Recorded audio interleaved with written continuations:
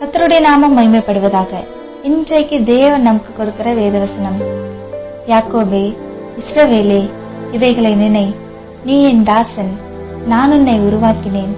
நீ என் தாசன், இஸ்ரவேலே, நீ என்னால் மறக்கப்படுவதில்லை. ஏசாயா 44:21. பாபிலோனில் அடிமைப்பட்டிருக்கிற இஸ்ரவேல் ஜனங்களுக்கு ஏசாயா தீர்க்கதரிசி சொன்ன தீர்க்க தரிசனம் இந்த 44ஆம் அதிகாரம். 70 வருட பாபிலோனிலிருந்து மீட்டு விடுதலையாக்கப்படுவார்கள் என்றும் அவர்கள் அடிமைத்தனத்திற்கு காரணத்தையும் கூறுகிறார்.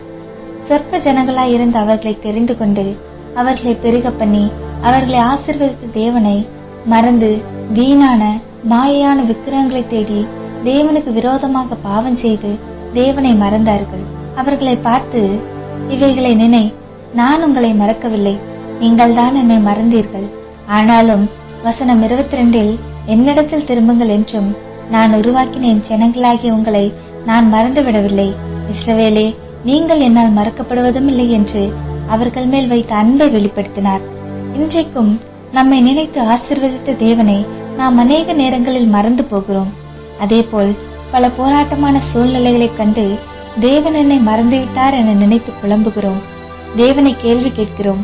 ஆனால் நம்மை பார்த்து தேவன் சொல்லுகிறார், யார் மறந்தாலும், நீங்களே மறந்தாலும், ரட்சிக்கப்பட்ட தேவஜனமே, தேவன் உன்னை ஒருபோதும் மறப்பதே இல்லை.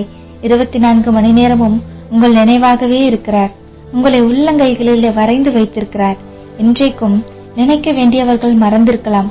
என்றும் மறவாத தேவன் மனம் திரும்பி அவரிடத்தில் வந்தால் உங்களுக்கு ஒரு அற்புதம் செய்து மகிழ பண்ணுவார். உங்களை நினைத்து ஆசீர்வதிப்பார். சிலுவையிலும் நம்முடைய நினைவாகவே இருந்து சகித்துக் கொண்டார். ஆமேன். நாம் ஜெபம் செய்வோம்.